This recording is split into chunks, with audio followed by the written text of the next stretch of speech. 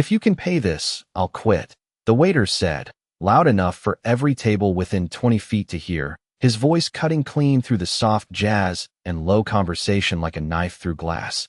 And just like that, the entire restaurant shifted, heads turning, forks pausing midair, eyes locking onto the woman sitting alone at the corner table, as if they had all been waiting for something to happen, something uncomfortable, something they could quietly witness without ever getting involved. And Naomi Carter didn't move, not at first, her fingers resting lightly against the edge of the white linen tablecloth, her posture relaxed but precise, like someone who understood exactly where she was and exactly how she was being seen. The golden chandelier above her casting a soft reflection across her dark eyes while the bill, for $187.60, sat between them like a challenge, like a verdict already decided. And somewhere behind the bar, a glass clinked too loudly. Someone stifled a laugh, and the waiter, Ethan Brooks, straightened his shoulders just a little more, feeding off the attention, feeding off the quiet agreement in the room that this moment made sense, that he was right to question her, right to test her, right to assume. And Naomi finally lifted her gaze to meet his, calm, steady, unreadable, not defensive, not offended, just present in a way that made the air feel heavier than it should have been. "Is that your final decision?" she asked, her voice soft but clear enough to carry. And for a second, just a second, something flickered across Ethan's face, something uncertain, but it disappeared just as quickly as it came, replaced by a smirk sharpened by confidence. "I mean it," he said, leaning slightly closer, lowering his voice just enough to feel personal, just enough to feel like a line drawn between them. "If you can pay that bill, I'll walk out right now." And a couple at the next table exchanged glances, one of them whispering something under their breath, the kind of whisper meant to be heard, the kind that carries judgment wrapped in casual tone. And Naomi didn't react to them either, didn't look around, didn't shrink. She simply breathed in slowly, the kind of breath that settles something deep inside. And then she reached for her bag, not hurried, not hesitant, just deliberate, as if time itself had slowed to match her movement, the soft leather brushing against her fingers as she opened it. And in that moment, the room leaned in without realizing it, every eye tracking that small, quiet action, waiting, expecting, assuming. And Ethan crossed his arms, already certain of how this would end, already picturing the awkward apology, the quiet exit, the confirmation of everything he believed. And Naomi's hand paused just inside her bag for the briefest second, her eyes lifting again, scanning the room not with discomfort, but with recognition, as if she had seen this exact moment before, lived it in different forms, in different places, with different faces, and still chosen the same response every time. Calm over chaos, dignity over reaction. And then, slowly, she pulled something out, not revealing it yet, just letting the weight of the moment stretch, tighten, until even the music seemed to fade into the background, until even Ethan's confidence began to feel just a little too loud in the silence he had created. Naomi's fingers closed gently around the object in her bag, but instead of pulling it out right away, she let her hand rest there, as if weighing more than just a simple decision, as if measuring the room itself, the quiet tension that had settled over every table, every chair, every pair of eyes now fixed on her. And she could feel it clearly, the expectation, the assumption already written across faces that had decided her story before she even spoke. And still, she did not rush, because she had learned long ago that silence, when held with intention, could speak louder than any defense. And across from her, Ethan shifted his weight slightly, the confidence still there, but now edged with something thinner, something less certain, his fingers tapping once against the edge of the table before he caught himself, straightening again as if to reassert control over a moment that had begun to stretch beyond his comfort. And the low hum of the restaurant slowly returned, not because the tension had eased, but because people did not know what else to do with it. A fork scraping softly against a plate, a glass set down too carefully, the kind of small sounds that filled space when no one wanted to break it. And Naomi finally withdrew her hand from her bag. But what she revealed was not immediately obvious, just a sleek black card held between her fingers, simple, unbranded to the untrained eye, yet unmistakably deliberate in the way she placed it on the table, not pushed, not dropped, but set down with quiet certainty, aligning it with the edge of the bill as if she had done this many times before, and Ethan's gaze dropped to it instantly, his smirk lingering for a second too long as he tried to interpret what he was seeing, because it was not the reaction he expected, not the hesitation, not the apology, not the excuse, just calm, controlled action. And for the first time, the distance between what he assumed and what was actually happening began to feel uncomfortably wide, and a woman at the nearby table leaned slightly closer to her companion, whispering something under her breath. But even that whisper carried a different tone now, less certain, more curious, and Naomi's eyes lifted again, meeting Ethan's without challenge, without hostility, just presence, the kind that did not need to prove itself. "Go ahead," she said quietly, her voice steady, almost inviting, and it was not a demand, not a command, but something else. Entirely, something that shifted the weight of the moment back onto him, and Ethan hesitated, just for a fraction of a second, before reaching for the card, his fingers brushing against its smooth surface, and something about it, maybe the weight, maybe the feel, made him pause again, his brow tightening slightly as if trying to place a memory he could not quite reach, and behind him, near the front of the restaurant, a figure had appeared, unnoticed at first, standing just beyond the host.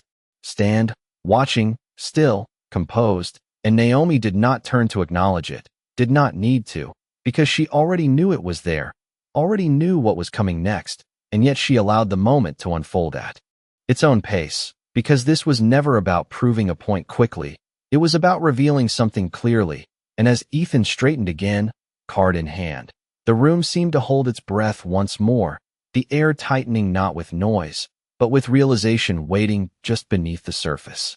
The card rested between Ethan's fingers, heavier than it should have been, not in weight, but in presence, and as he turned it slightly under the warm overhead light, the subtle engraving along its surface caught his eye, not flashy, not loud, but precise, the kind of detail that did not belong to something ordinary, and his expression shifted almost imperceptibly, the confidence he had been holding onto beginning to thin at the edges, while across from him, Naomi remained exactly as she was, still, composed, her hands now folded gently on the table as if the outcome had never been in question, and somewhere behind him, a pair of footsteps approached, steady and quick, heels clicking softly against the polished floor, each step drawing closer with quiet urgency, until a voice, controlled but unmistakably tense, broke through the silence. "Ethan," it said, and he turned slightly, the card still in his hand, to see Claire Donovan standing just a few feet away, her posture straight but her face pale in a way that did not match the calm tone she was trying to maintain, and for a moment, she did not look at him, her eyes going directly to Naomi instead, recognition flashing instantly, followed by something deeper, something closer to concern. "Ma'am," Claire added, her voice lowering just enough to carry respect, and that single word shifted the room more than anything else had, because it did not fit the story everyone had already accepted, it did not match the assumptions that had filled the space just minutes before, and Ethan felt it immediately, that shift, that subtle but undeniable crack in the certainty he had been standing on, his grip on the card tightening slightly as he looked back down at it, then up at Naomi, then back to Claire, as if trying to connect pieces that no longer aligned the way they should have, and Naomi finally leaned back in her chair, just a fraction, the soft leather creaking quietly beneath her as she exhaled, not with relief, but with patience, as if she had allowed this moment to arrive exactly when it was meant to. And Claire stepped closer now, her attention still fixed on Naomi. "We were not expecting you tonight," she said carefully, each word measured, deliberate, and Naomi's lips curved just slightly, not quite a smile, but something close, something knowing. "That is usually when you see the truth," she replied, her voice calm, almost gentle, and Ethan's chest tightened at that, not because of what she said, but because of how it landed, how it seemed to settle over the entire room like something undeniable, and the couple at the nearby table fell completely silent now. No more whispers, no more glances, just stillness, and Ethan took a small step back without realizing it, the space between him and the table widening as if his body was responding to something his mind had not fully caught up with yet, and Claire finally turned her gaze to him, Her expression no longer neutral, no longer controlled, but firm, grounded in something he had not seen before. And for a brief second, no one spoke, no one moved, the air thick with a realization that had not yet been fully spoken aloud, but was already being felt by everyone in the room. And Naomi's eyes returned to Ethan, steady, unshaken, as if waiting not for an apology, not for an explanation, but for something far more revealing, something that could not be forced, only shown. The silence stretched just long enough to become uncomfortable, not sharp, not explosive, but heavy in a way that pressed against every person in the room. And Ethan felt it settle on his shoulders as Claire's gaze stayed fixed on him, no longer just a manager correcting a situation, but something more deliberate, more final. And he swallowed once, his throat suddenly dry as the card remained in his hand, no longer just an object, but evidence of something he had not understood until now. And he glanced at Naomi again, searching her face for anger, for satisfaction, for anything that would tell him how to respond. But there was none of that, only calm, steady awareness, the kind that did not need to react because it had already seen the outcome. And Claire took one small step closer, her voice lower now, controlled but firm. "Do you know who you are speaking to?" she asked, not loudly, not to humiliate him, but with a weight that made the question land harder than any raised voice could have.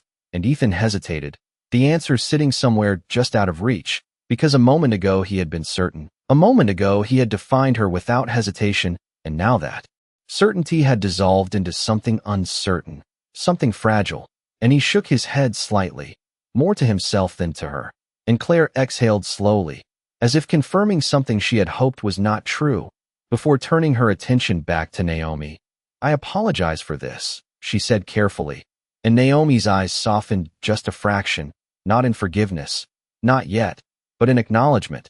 And then she shifted her gaze back to Ethan, giving him the space to respond, the space to reveal something without being forced. And he stood there, caught between the version of himself from minutes ago and the realization unfolding in front of him. His posture no longer sharp, his confidence no longer intact, and he placed the card back onto the table slowly, almost carefully, as if it demanded respect now, as if he finally understood that it always had. And he took a breath, but the words did not come right away, because this was no longer about a bill, no longer about a challenge he had thrown out so casually. This was about something deeper, something that could not be undone with a quick apology or a simple correction. And Naomi watched him without interruption, her presence steady, giving him time, but not relieving him of responsibility. And across the room, the staff had gone quiet as well. No movement, no conversation, just stillness as they waited, not for drama, but for clarity. And Ethan finally spoke, his voice lower now, stripped of the edge it carried before. "I did not realize," he said, the words slow, deliberate, and incomplete, because realization alone did not explain what had happened. And Naomi tilted her head slightly, considering him, not dismissing him, not accepting him either, just seeing him fully for the first time. And in that moment, the power in the room did not shift suddenly. It settled. It revealed itself in a way that made everything that came before feel smaller, quieter, less certain. And the bill still lay on the table between them, untouched, no longer the center of attention, just a reminder of how quickly assumptions could build something that was never true. The words hung in the air, incomplete, and that silence that followed them felt heavier than anything Ethan had said before, because it was no longer filled with confidence or control, but with the weight of something breaking down inside him, something he had built without ever questioning. And Naomi did not rush to fill it. She did not step in to ease it. She simply let it exist, because some realizations needed space to take shape, needed time to be fully seen. And Claire remained still. Beside them, her presence no longer tense but watchful, as if she understood that what was happening now mattered more than any immediate correction. And Ethan's hands dropped slowly to his sides, his shoulders no longer squared, no longer guarded, just present in a way that felt unfamiliar even to him. And he looked around for the first time, not to find support, not to confirm his earlier confidence, but to understand the room he had so easily controlled minutes ago.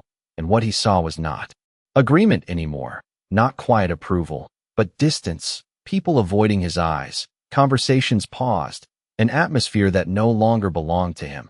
And that shift, subtle but undeniable, pressed in on him, forcing him to see not just what he had said, but how easily he had said it, how naturally it had come. And Naomi watched him as that awareness unfolded, her expression steady, not harsh, not forgiving, simply present, and she leaned forward slightly, just enough to bring herself back into the center of his focus. "It is never about the bill," she said quietly, her voice calm but clear, and the simplicity of it cut deeper than any accusation, because it stripped away the excuse, the surface, leaving only the truth underneath. And Ethan nodded once, slowly, the movement almost reluctant, as if accepting something he could no longer deny. And his voice, when it came again, was different, softer, grounded in something more honest. "I judged you," he said, not looking away this time. And Naomi held his gaze, not reacting, not encouraging, just allowing the statement to stand on its own. And Claire shifted her weight slightly, her arms folding loosely in front of her, not intervening, not stepping in, because this moment was no longer about management, no longer about policy. It was about something that could not be corrected with rules. And Ethan took a breath, deeper this time, as if steadying himself, and continued, "I assumed you did not belong here." And the words landed fully, no hesitation, no attempt to soften them. And across the room, a few heads lowered, as if those listening recognized something in that statement, something familiar, something uncomfortable. And Naomi's eyes softened just slightly, not in approval, but in recognition. Because she had heard those words in different forms, in different places, more times than anyone in that room could count. And still, she did not interrupt him, because this was not her moment to speak. It was his moment to understand. And Ethan's posture shifted again, not shrinking, but grounding, as if he was finally standing without the weight of assumption holding him up. And he glanced briefly at the card on the table, then back at her, and for the first time, there was no distance in his expression, no separation between who he thought she was and who she actually was, just clarity. And the room remained quiet, not tense anymore, but still, as if everyone present understood that something had changed, not loudly, not dramatically, but in a way that could not be reversed once seen. The room did not move, but something inside it softened, like tension releasing without sound. And Naomi leaned back slightly, her fingers resting lightly against the edge of the table again. No urgency, no pressure, just presence, as if she had stepped out of the moment even while remaining fully inside it. And the chandelier above cast a warmer glow now, reflecting off the glassware, off the polished wood, off the quiet faces that no longer held the same certainty they had minutes ago. And Ethan stood there, not speaking, not because he had nothing left to say, but because he was finally hearing something deeper than his own voice, something that had been there all along but had gone unnoticed. And Naomi watched him for a moment longer before her gaze drifted past him, moving slowly across the restaurant, taking in the space not as a guest, but as someone who understood every detail of it. The layout, the lighting, the rhythm of movement between tables, the subtle ways people were treated depending on how they were perceived. And Claire followed that gaze briefly, then looked back at Naomi with a quiet understanding that did not need words. And Naomi exhaled softly, almost inaudible, before speaking again, her voice calm, measured. "Do you know why I come in like this?" she asked, not directing the question only at Ethan, but letting it exist in the room itself. And no one answered, because no one was certain they should. And she gave a small nod, as if expecting that silence.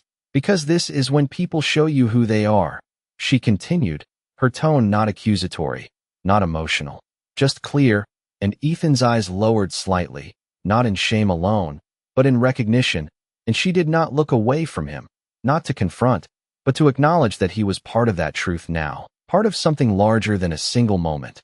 And she reached forward, her fingers brushing lightly against the edge of the bill, not picking it up, just grounding the moment again in something physical, something real. And for a second, the simplicity of that gesture carried more weight than anything else.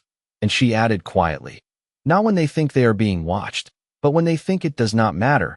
And the words settled into the space with a kind of stillness that felt permanent, like something that would not fade when the moment ended. And Claire shifted slightly, her posture relaxing just a fraction, not because the tension was gone, but because it had transformed into something else, something clearer, and Ethan lifted his gaze again, meeting Naomi's eyes, not searching this time, not questioning, just present. And there was something different in that look now, something stripped of assumption, something that had been forced into view. And Naomi held that moment for a second longer, then slowly reached for the card on the table, her fingers closing around it with the same calm certainty as before, and she did not hand it back, did not push it forward. She simply held it, as if reminding him that what had just happened was not about payment, not about a transaction, but about something far less visible and far more important. And the restaurant remained quiet, not frozen, but reflective, as if every person in it was holding on to a piece of that realization in their own way. The air in the restaurant felt different now, not tense, not heavy, but clear in a way that made everything more visible. And Naomi slowly stood from her seat, the soft sound of the chair brushing against the floor drawing every eye back to her without effort. And she did not rush the movement, did not perform it. She simply rose with the same calm certainty she had carried from the beginning, and as she adjusted the sleeve of her coat, her gaze moved once more across the room, not to judge, not to call anyone out, but to see, to take in the place as it truly was in that moment.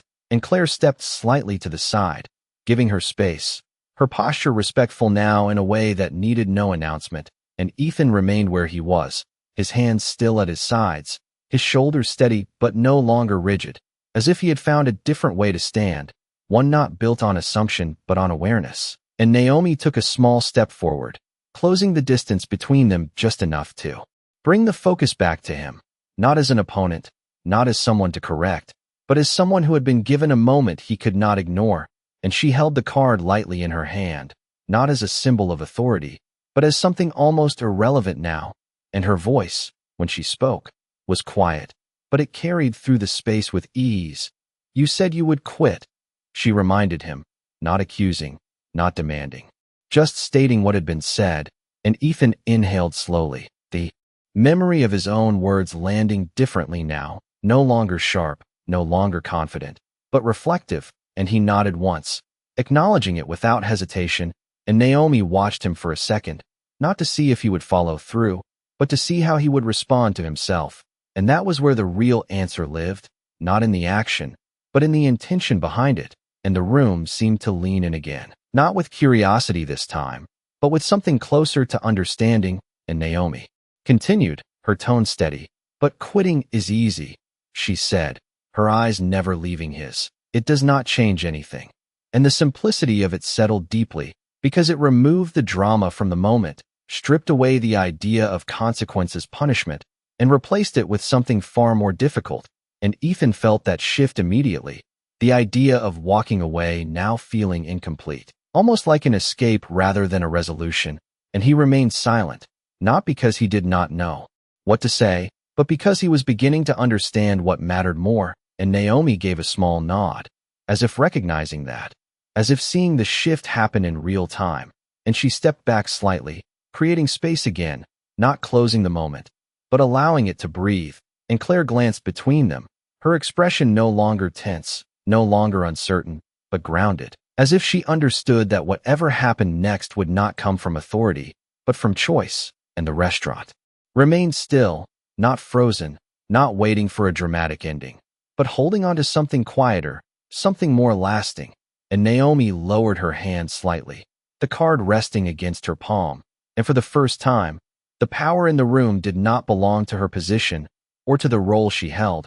It belonged to the clarity she had brought into the space, and to the decision now standing in front of Ethan, unforced, undeniable, and entirely his. The decision did not come quickly, and that was what made it real, because Ethan did not react out of pressure, did not look to Claire, did not search the room for guidance. He stayed where he was, standing in the quiet space that Naomi had left for him. And for a moment, the restaurant seemed to disappear around him, the soft lighting, the muted conversations, the polished surfaces all fading into the background as something far more personal came into focus. And he exhaled slowly, the breath steady, intentional, as if he was letting go of something he had carried without ever naming it. And when he finally spoke, His voice was not loud, not performative, but grounded in a way that held weight. "I was wrong," he said, the words simple, but complete, and he did not rush past them, did not try to explain them away. He let them stand, and Naomi watched him closely, not for perfection, not for a perfect apology, but for honesty, for something that did not rely on the moment but extended beyond it. And he continued, his eyes meeting hers without hesitation now. "Not just about you being able to pay that bill," he added, his voice steady, "but about how I saw you before you even said a word." And the clarity of that admission shifted something deeper in the room, because it named what had been unspoken. It brought into the open what had quietly shaped the entire interaction, and Claire's posture softened slightly, not out of relief, but out of recognition that this moment had moved beyond management, beyond correction, into something that could not be taught through policy. And Naomi remained still, her expression calm. But there was a subtle change now, something warmer, something that acknowledged the effort it took to reach that point. And Ethan glanced briefly at the table, at the untouched bill, at the card that had never been about money, and then back at her. "If I walk away right now," he said slowly, choosing each word with care, "I learn nothing." And the statement settled into the space with a quiet certainty, because it was not spoken to impress, not spoken to resolve the situation quickly. It was spoken because it had become true for him. And Naomi gave a small nod, just once, the movement almost imperceptible, but meaningful, because it showed she had heard him, and more importantly, that she understood what he was choosing. And he straightened slightly, not returning to his old posture, but finding something new, something more grounded, and added, "I would rather stay and be better than leave and stay the same." And the simplicity of that choice carried more weight than any consequence could have, because it shifted the outcome from punishment to growth, from reaction to responsibility. And Naomi held his gaze for a moment longer, then slowly placed the card back on the table, not pushing it toward him, not reclaiming it, just setting it there as if to remind both of them that the moment had never been about that. And Claire exhaled quietly, the tension she had been holding easing in a way that did not break the silence, but softened it. And around them, the restaurant remained still, not because it was waiting for something more, but because it had already received something meaningful, something that did not need to be extended or explained, just understood. And Naomi finally shifted her stance slightly, preparing to move, but not before letting the moment settle fully, allowing what had been said to exist without interruption, without distraction, as something that would remain even after she walked away. Naomi did not speak again right away, and that silence, calm and unforced, became the final shape of the moment, not something empty, but something full, something that allowed everything that had just happened to settle into place without needing to be explained further. And she gave Ethan one last steady look, not to judge him, not to measure him, but to acknowledge what he had chosen in that moment. And then she turned, her steps quiet against the polished floor as she began to walk toward the exit, her presence moving through the room with the same quiet certainty it had carried from the beginning. And no one stopped her, no one spoke, because there was nothing left to interrupt, nothing left to prove. And as she passed the host's stand, the door opened softly, letting in a brief stream of cool evening air, the faint sound of traffic from outside blending with the low hum of the city. And then the door closed behind her, leaving the restaurant in a stillness that felt different from before, not tense, not uncertain, but reflective, as if the space itself had shifted in a way that could not be reversed. And Ethan remained where he stood, not frozen, not lost, but grounded, his eyes lingering on the table for a moment before he stepped forward slowly, reaching for the bill, not with urgency, not as a task to complete, but as something to understand. And he picked it up carefully, the paper light in his hands, almost insignificant now. And he glanced at the card Naomi had left behind, still resting on the table, untouched. And for a second, he did not reach for it, as if he understood that it did not belong to him, that it had never been his to hold. And Claire moved closer then, her posture relaxed but attentive, and she looked at him not as a supervisor correcting an employee, but as someone who had just witnessed a turning point. And she said nothing, because there was nothing she needed to add. And Ethan exhaled slowly, placing the bill back down, his movements deliberate, thoughtful. and he straightened again, not returning to who he had been at the beginning of the night, but standing as someone who had seen something clearly and could not unsee it.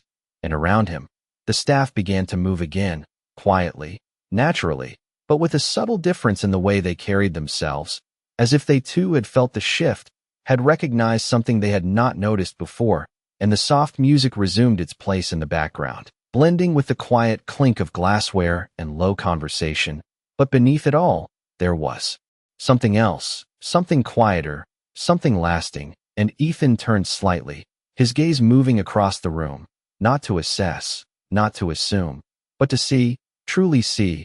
And for the first time that evening, the restaurant was not a place where roles defined people, but a space where something deeper had been revealed, something that would not disappear with the next order, the next guest, or the next shift. And outside, Naomi continued walking under the warm glow of the streetlights, her figure steady, her pace unhurried, as the city moved around her, unchanged and yet somehow different, and she did not look back, because she did not need to. The silence she left behind already carrying everything that needed to be understood.